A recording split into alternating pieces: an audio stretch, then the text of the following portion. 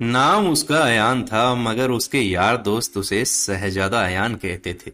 शायद इसीलिए कि उसकी चाल ढाल, रहन सहन बिल्कुल अमीरों जैसा था। उसका बाप एक सरकारी दफ्तर में पीआरओ का काम करता था। तनख्वाह ज्यादा से ज्यादा 500 रुपए थी, मगर बड़े ठाठ से रहता था।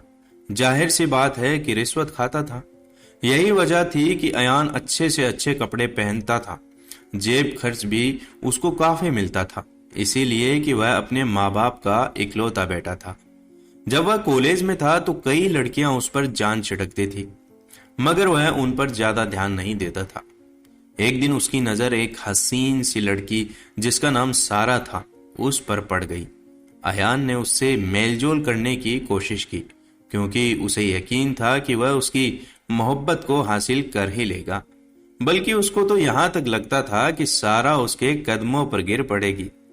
एक दिन कॉलेज में अयान ने सारा से पहली बार मुलाकात की और उसको कहा कि आप अपने बैग का इतना बोझ उठाए हुए हैं, लाइए मुझे दे दीजिए, मेरी गाड़ी बाहर खड़ी हुई है। मैं आपको और आपके बोझ को आपके घर तक छोड़ दूंगा। सीमा ने अपना भारी भरकम बैग अपनी पीठ पर लादते हुए बड़े ही प्यार से आवाज में जवाब दिया, आपकी मदद की मुझे कोई जरूरत नहीं है। बाय द वे, आपका बहुत बहुत शुक्रिया। शहजादा अयान को अपनी जिंदगी का सबसे बड़ा सदमा पहुंचा। कुछ देर के लिए वह अपनी बेइज्जती को अंदर ही अंदर पीता रहा। इसके बाद उसने सारा से कहा, औरत को मर्द के सहारे की जरूरत होती है। मुझे हैरानी है कि आपने मेरी पेशकश को क्यों ठुकरा दिया। सारा को अब थोड़ा गुस्सा आ गया और उसने कहा, औरतों को मर्द के सहारे की जरूरत होती होगी, मगर फिलहाल मुझे ऐसी कोई जरूरत महसूस नहीं होती। आपकी मदद के लिए मैंने आपको ऑलरेडी शुक्रिया बोल दिया है। इससे ज्यादा अब आप क्या चाहते हैं? यह कहकर सारा वहां से चली गई। शहजादा अयान, जो एक खूबसूरत लड़की का ख्वाब देख रहा था, आंखें झपकता रह गया। उसकी बहुत बुरी तरह से हार हुई थी। इसके अलावा उसकी जिंदगी में कई लड़कियां आ चुकी थी जो उसके इशारों पर चलती थी, मगर यह सारा क्या समझती है अपने आप को। इसमें कोई शक नहीं कि वह खूबसूरत है। जितनी लड़कियां मैंने अब तक देखी हैं, उनमें से सबसे ज्यादा हसीन है।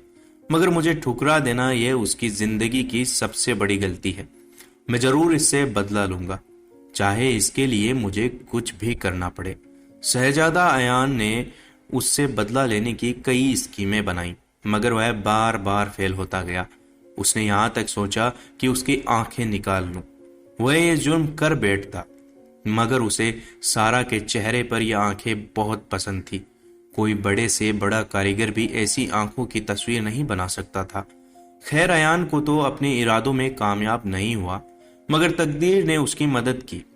उसकी माँ ने उसके लिए रिश्ता ढूंढना शुरू किया। माँ की नजर आखिरकार सारा पर पड़ी, जो उसकी दोस्त की कजन की लड़की थी। बात पक्की हो गई, मगर अयान ने मना कर दिया। इस पर उसके माँ बाप उस पर बहुत नाराज हुए। घर में 13 से 14 दिन तक हंगामा मचा रहा। अयान के पिताजी थोड़े गुस्से वाले थे। उन्होंने उससे कहा, देखो, तुम्हें हमारा फैसला मानना ही होगा। अयान भी जिद्दी था। उसने कहा, अपना फैसला कोई सुप्रीम कोर्ट का फैसला नहीं है। फिर मैंने क्या जुर्म किया है जिसका आप फैसला सुना रहे हैं? उसके माता पिता को यह सब सुनकर और भी ज्यादा गुस्सा आ गया। तभी उसके पापा ने कहा, तुम्हारा जुर्म यह है कि तुम किसी काम के नहीं हो, अपने माँ बाप का कहना नहीं मानते हो, सिर्फ अपनी चलाते हो। यह सब सुनकर अयान का जोश ठंडा हो गया और फिर अयान धीमी आवाज में बोला, पापा जी, मेरी शादी मेरी मर्जी के मुताबिक तो होनी चाहिए ना। बताओ, तुम्हारी मर्जी क्या है? अगर आप ठंडे दिमाग से सुने तो मैं बताऊं।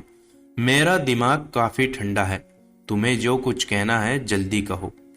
दोस्तों, आपको यह कहानी का फर्स्ट पार्ट कैसा लगा कमेंट करके जरूर बताइएगा। चैनल पर नए हैं तो चैनल को सब्सक्राइब जरूर कीजिएगा। धन्यवाद।